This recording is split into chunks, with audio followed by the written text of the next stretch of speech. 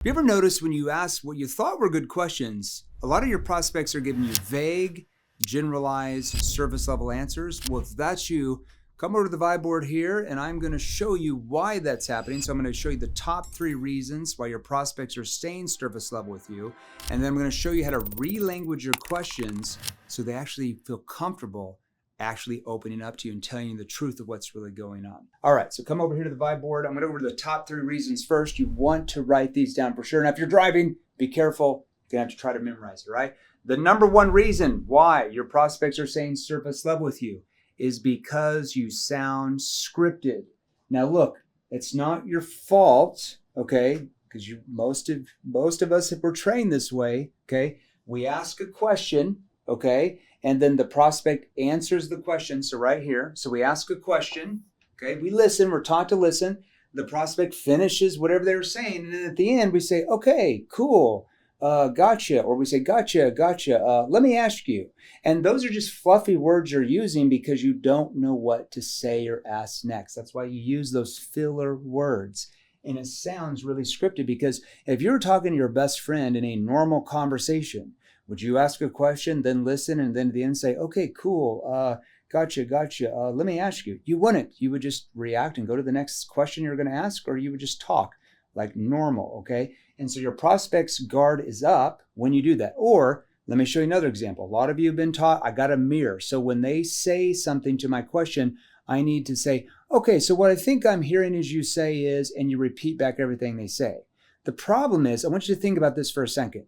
When you're in a real conversation with your relative you trust, your friend you trust, your partner you trust, do you repeat back everything they say and mirror them?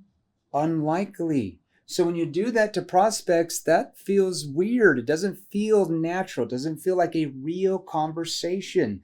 And that's why eventually they don't like that, or they give you pushback, okay, especially if they're an A-type personality. I'm going to show you how to do that a lot differently, right? So instead of doing this, okay, we have to learn how to bridge from question to question. This is called bridging. We have to use like words like, and how long has that actually been going on for?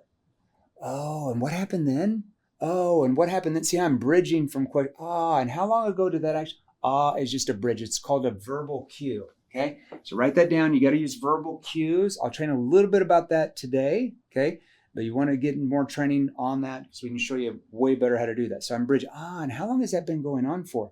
Oh, the past 5 years? So before you were doing that, what was going on at that point? See, I'm just bridging from question to question quickly, like a normal conversation. Now, it's a skilled conversation. It's a structured conversation. You're not winging it. That's not going to help you, but it sounds natural, okay? Now, let's go back up here.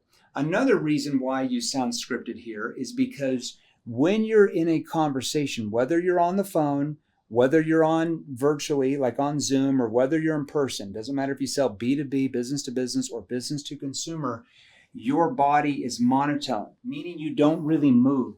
So let's say you're on the phone and you're standing up like I am. You're like, and what actually happened? What actually happened next, John? Okay, and then did you go there to the game after that? And you don't move. So when you have a monotone body, like your body doesn't move, your facial expressions don't move, that affects your tonality. So you sound like a scripted telemarketer when you're calling, okay? So because your body doesn't move, I don't mean do jumping jacks, but I mean move the hands like this or some, I've only got a few minutes before my next appointment anyways. I'm not even sure if we could do something. See how I'm moving? That affects my tone. My facial expressions affect my tone. And write this down.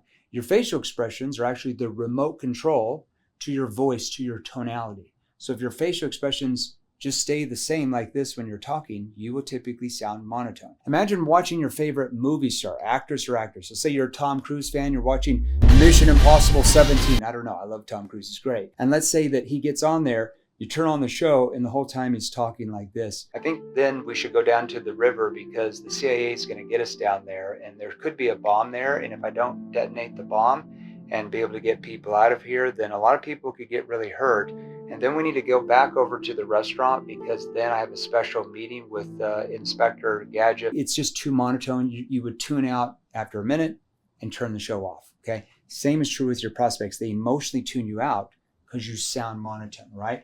So when you don't move your body, your hands, okay, your facial expressions, Your voice sounds monotone. Think about salespeople that call you that sound monotone, like flatlining the whole time they're talking. It reminds you of what? Telemarketers, right? Hey guys, Jeremy Miner here. Look, a lot of you leave comments wanting me to help you sell more.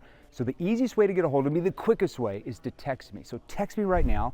It's 480-637-2944. So 480-637-2944. Listen, I started this company to help you learn how to close more deals, but do it the right way. Text me right now. Let's go ahead and get back in the training video. So as humans, we've all built defensive mechanisms in our brain. In our survival part of our brain, fight or flight. So anytime we feel like we're being sold to, which a monotone voice on a phone or in a conversation feels like a salesperson, or if they're way, way excited up here. I don't mean be timid. That's not good either. I'm in the middle. I'm an expert. I'm still assertive like I'm talking now. Okay? So we built up these defensive mechanisms that anytime we feel like someone is trying to sell us something, we get defensive and our guard goes up. Now, how do we feel that? Based off the tonality of the salesperson talking to us and based on their body language, even if we can't see them, because your body language affects what? Your tone, your voice. You with me? Okay, let's keep going on here. There's a lot more. Now, the second biggest reason why your prospects don't open up to you and they give you vague, generalized, surface level answers is because the questions you're asking, once again, it's not your fault. You were trained this way, but it is your what? It is your problem, right? Nobody's coming to save you except us. That's why we're here, okay? So when you ask surface level questions, what type of answers are your prospects going to give you? They're going to give you vague, okay, generalized, surface level answers because your questions are too vague and generalized. Let me give you an example. We see so many companies and salespeople that come to us to get into our training programs. We look at their scripts and they're asking questions like, what are some challenges that you're having? That's so vague. And see, the problem is your prospects know where this question is leading. That's why a lot of them give you just vague answers because they know they've heard this before. They know the script. Okay, they know where that question leads. So instead, I need to relanguage that question. I might say, let's say if I sold, let's say if I sold for a marketing agency and I'm talking to a company that wants to scale their business, they want to get better leads. So, John, you guys have been with XYZ agency the last 5 years. I mean, what's caused you to feel like they're not going to be able to scale you themselves? See how I relanguage that? Well, we like them, but we don't. And then they start telling you why what they already have or what they're doing is not working for them, rather than saying, what are some challenges you're having? See how my question was far more specific to what's caused you to feel like that company was not going to be able to scale you. Now their brain goes to where? Why the company they're with, in this example, that context, is not going to be able to scale them. Here, I can't control where their brain goes. It just goes anywhere because it's too vague of a question. Or what about this? What are your goals? Let's say if you sold fitness. Can you tell me your fitness goals? It's just too broad, okay? Specifically, how much weight are you wanting to lose in the next 90 days? See how that question is very specific if I'm selling that fitness or weight loss in that context. Now I cause their brain to think about how much weight they want to lose in 90 days. If I say, what are your weight loss goals? It's too vague. I can't really control where that prospect's mind going. Now, this is not about manipulation. I know some of you are like, well, Jeremy, you're manipulating their brain. No, it's about causing them to have clarity in their brain. Because when you ask vague questions, they have no clarity, okay? That leads to uncertainty. That leads, when they start waffling all over the place, their brain becomes cluttered, unorganized. That triggers uncertainty. And what's the biggest reason why prospects have objections? Uncertainty. Who controls if they have certainty or uncertainty? You do, the salesperson. Okay, I'm going to show you how to do that, all right? Now, the third reason. This is a really big reason a lot of salespeople just don't ever consider is you ask your questions so fast that you give the prospect no time to internalize what you just asked. And so they just give you knee-jerk responses. Like, let's say if you sold at a car dealership or a retail store, a furniture store, and a prospect comes in, what's the first words out of most of your mouth? Hey, welcome into the store today. How can I help you?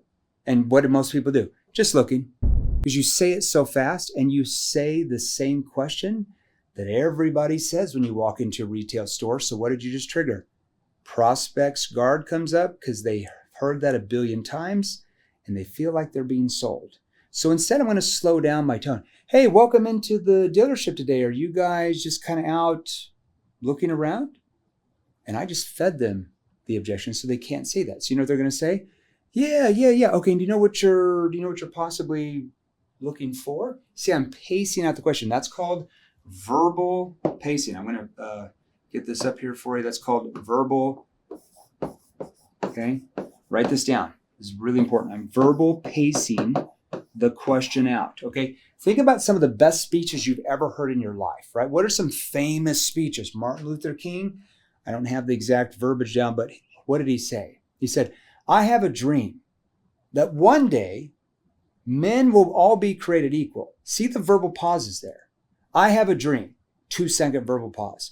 I have a dream that one day all men will be created equal, not based off their color of their skin, XYZ, but based off whatever he said. I don't have it memorized, okay? Now, what would have happened if he said, I have a dream that one day all men will be created equal based on not the color of skin, but by the blah, blah, blah, blah, blah. And he just said that fast. Do you know what would have happened? We wouldn't even know that speech because it would have never had an emotional impact because he said it too fast. Because he paced that out. He had verbal pauses in between points he wanted the end user to think about. That's why it's one of the most famous speeches in the world, in the history of the world. See what I'm doing? That's how powerful verbal pacing is. And that's something that we're going to teach you as a sales professional. You will sell way more simply learning how to pace your questions out, because what happens when you do that is it causes the prospect to internalize and think deeper about what you're asking. If you ask them too fast, they're just going to give you a knee-jerk reply. Are you with me? Okay. Now, what I'm going to do now, just pay attention now for the next few minutes, is I'm going to show you right here, okay? I'm going to show you what questions to ask and how to ask them to get your prospects to open up more, okay? Now, I want to ask you this question. What are the two biggest emotional drivers? I'm going to change this. What are the two biggest emotional drivers that causes a human being to want to change? Because for a human being to want to change, that means purchase what you're offering, because they're changing from what they have or don't have to something new, which is your solution. For them to do that, the two biggest emotional drivers are pain, write this down, and the fear of future pain. Okay, that pain's not going to go away, or they're going to have pain in the future. They might not have pain now, but they're definitely going to have pain in the future. Think life insurance policy, okay? Pain in the future if they don't get coverage when one spouse dies and the rest of the family is not financially protected.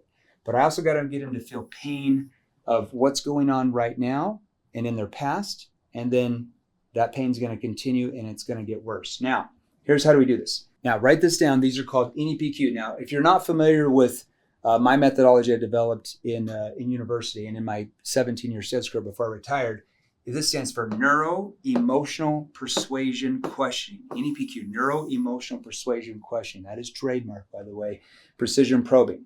Now, let's say that the prospect starts to tell you something they don't like or some problem they've had with XYZ that your solution solves, okay? Instead of just going on to the next question on your script, I need to get them to open up more. I need them to emotionally relive what? The pain of that situation.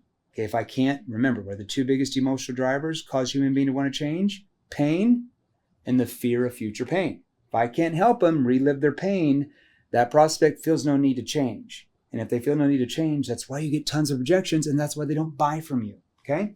So I got to get them open. Okay, can you give me a specific example of when that happened?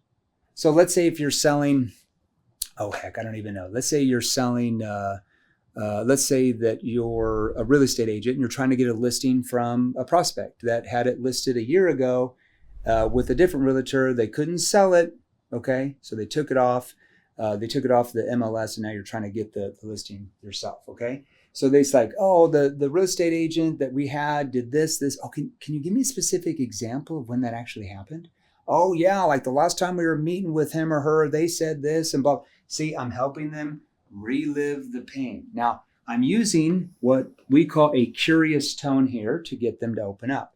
Now, here's what I'm going to do after that, because that's not opening them up that much by just having them tell you a specific example of when that actually happened, whatever their problem or whatever emotion they described to you was. Okay, then I'm going to probe deeper. Then I'm going to say, so how often does that actually happen to you guys? Okay, how often does that actually happen? Or how long has this been going on for? Now that's going to be relative to what you sell in your industry, and that's going to be relative to the context. Now notice, what does my tone shift down to? A concern tone, a tone that shows empathy, okay? Your tone is how your prospect interprets your intention behind everything you say and ask. That's how they interpret why you're asking the question. So if I'm not asking this type of question in a concerned tone, my prospect is unlikely to really open up to me emotionally, because when they feel like I'm genuinely concerned, which you should be, okay, that means they feel you have empathy towards them and their situation.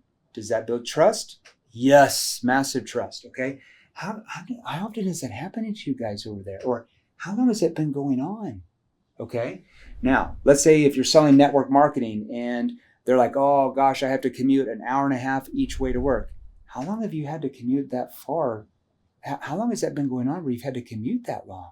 Oh, the past 5 years. See, now, why did I ask them how long? Because now they feel how long what? They've had the pain, how long they've had the problem. They start to visualize it and they feel how long they've had this pain or problem. And that's what you want. You want them to relive their pain. Look, a lot of you, sometimes I hear this, I get off a keynote and somebody's like, Jeremy, I love everything. I just feel uncomfortable having my prospects tell me their pain. And I'm like, well, that's unfortunate for them. Because if you can't get them to open up and tell you their pain and have them have a fear of future pain, they're not going to feel any need to change. When they feel no need to change, you can't really solve their problems. And they don't buy from you. And their problem stays the same. So that is on us, the salesperson, all right? So then I'm going to probe even deeper, okay? So that's been happening for the last 3 years. Has that had a impact on you? Now notice my cadence. Look at these dots. That's a verbal pause there, okay? Because what would happen if I said it this way? So that's been going on for the past 5 months. Has that had an impact on you? Well, I mean, it's not too bad. Well, don't get me wrong. I mean, it's not horrible. You're going to get that a lot unless they're a lay down sale. So notice how I verbal pace it out. So, Kathy, that's been going on the last 6 years. Has that had an impact on you? Notice how my voice goes into that concerned tone. Remember, a tone that shows empathy. Okay, see, I'm verbal pacing out the question. Now, a lot of times I'm like, oh, you have no idea. And then you're simply going to say, in what way though? See what I did there?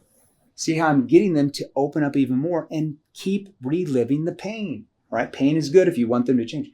In what way though? Oh, just the other day. And then they go on and tell you more about their pain, okay? Now, getting them to just tell you what their pain is, that's half the sale. The other half is getting them to see what the future looks like once the newfound problems are solved, okay? I'm going to show you a little bit more here about how to build this pain, all right? Now, or I can say this. Let's say if I've got them very emotional, okay, you're reading their body language if you can see them, and or you're reading their tonality. You can tell they're emotional. How long has that been going on for? So that's been going on you're talking like the last 5 years. Has that had an impact on you? Well, in what way though? Or I could simply lean in and say, how long has that been going on for? Oh, the past 5 years? What's that doing to you? See how I can just do that? I can immediately go to that. How long has that been going on for? You want to ask that question first. How long has that been going on for? You're concerned, okay? Oh, for the last 4 years? What's that doing to you? Notice concerned tone. Because if I said this, what's it doing to you?